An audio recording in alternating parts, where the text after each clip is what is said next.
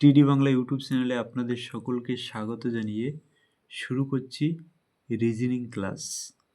Reasoning class নম্বর 2। আজকের ক্লাসে আলোচনা করব ওড অন আউট সম্পর্কে। আগত ডব্লিউবি, এসএসসির গ্রুপ সি এবং গ্রুপ ডি পরীক্ষার এটি একটি গুরুত্বপূর্ণ টপিক। চলুন ভিডিওটি শুরু করা যাক। 1 নম্বর প্রশ্নে 4টি অপশন দেওয়া রয়েছে। এই 4টি অপশনের মধ্যে আপনাকে নির্ণয় করতে হবে কোনটি আলাদা। চলুন দেখে নেওয়া যাক 1 নম্বর প্রশ্নে কোন অপশনটি আলাদা। আমরা সবাই জানি বি এবং ডি এর মাঝখানে সি আছে এবং ডি এর পরে ই হয়, সেই ইটা এখানে আগে লেখা রয়েছে, অর্থাৎ ডি এর পরে যে ইটা হয় সেটা আগে লেখা রয়েছে। এবারে সি অপশানটি দেখে নেওয়া যাক। এফ এবং এইচ এর মাঝখানে জি থাকে, এফ জি এইচ। এইচ এর পরে যে আইটা হয় সেটা এখানে আগে লেখা রয়েছে। ডি অপশানটি একইভাবে যদি দেখা হয় তাহলে ভি আর এক্স এর মাঝখানে ভি ডাব্লু এক্স, এক্সের পরে যে ওয়াইটা থাকে সে ওয়াইটা কিন্তু এখানে আগে লেখা রয়েছে। এবারে বি অপশানটি লক্ষ্য করলে দেখা যাবে এনের পরে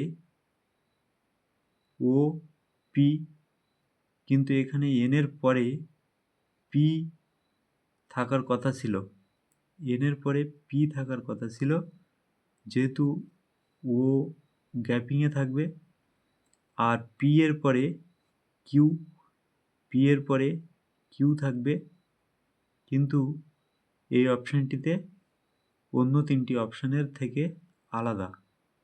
অন্য 3টি অপশানের শর্ত এখানে বি অপশানটি পুরোপুরিভাবে মেনে চলেনি, তাই এখানে বি অপশানটি আলাদা।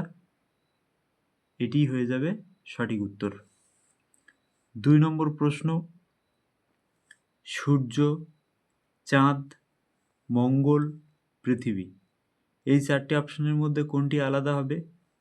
সূর্য, চাঁদ এবং মঙ্গল এই 3টি মহাবিশ্বে উপস্থিত, তাই এক্ষেত্রে ডি অপশানটি হয়ে যাবে সম্পূর্ণ আলাদা। এবারে দেখো 3 নম্বর প্রশ্ন, নিউটন, এডিসন, ফ্যারাডে, বিটোভেন এই 4টি অপশানের মধ্যে কোনটি আলাদা হবে? এই 4টি অপশানের মধ্যে ডি অপশানটি সম্পূর্ণ আলাদা হয়ে যাবে। তার কারণ হলো নিউটন, এডিসন, ফ্যারাডে এই 3জন হলেন বিজ্ঞানী আর বিটোভেন হলেন একজন সঙ্গীত শিল্পী।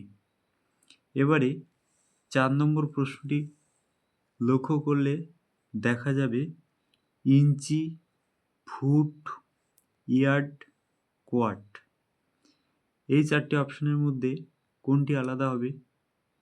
তোমরা লক্ষ্য করে দেখো কোনটি আলাদা হবে। ইঞ্চি, ফুট এবং ইয়ার্ড হলো পরিমাপের একক, কিন্তু কোয়াট হলো আয়তনের একক, তাই এক্ষেত্রে ডি অপশানটি হয়ে যাবে আলাদা। এবারে দেখো 5 নম্বর প্রশ্ন। 5 নম্বর প্রশ্নে কি বলা আছে? চূড়া, পর্বত, পাহাড়।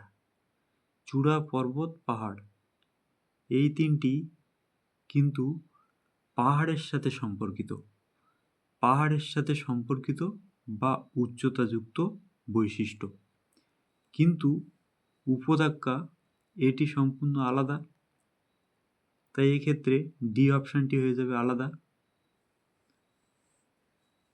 6 নম্বর প্রশ্ন, দ্বীপ, বন্দর, উপকূল, মরুদ্যান এই 4টি অপশানের মধ্যে কোনটি আলাদা হবে? তোমরা নিজেরাই লক্ষ্য করে দেখো। দ্বীপ, উপকূল এবং বন্দর, এই 4টি অপশানের মধ্যে দ্বীপ, উপকূল, বন্দর সমুদ্রের সঙ্গে সম্পর্কিত, কিন্তু মরুদ্যান মরুভূমির সঙ্গে সম্পর্কিত। তাই এটি হয়ে যাবে সঠিক উত্তর। গাজর, আলু, আদা, বাঁধাকপি। গাজর, আলু, আদা এই 3টি মাটির নিচেই হয়ে থাকে, মাটির নিচে জন্মায়, কিন্তু বাঁধাকপি মাটির উপরে জন্মায়। তাই 7 নম্বর প্রশ্নের সঠিক উত্তর হয়ে যাবে ডি অপশানটি। এবারে দেখো 8 নম্বর প্রশ্ন। AUGPZ, এখানে AU এর পরে জি কিন্তু স্মল লেটারে লেখা রয়েছে। বি অপশানটি দেখো, YGLHT, এখানে সব কয়টি লেটার ক্যাপিটাল লেটারে লেখা রয়েছে। সি অপশানটি লক্ষ্য করলে দেখা যাবে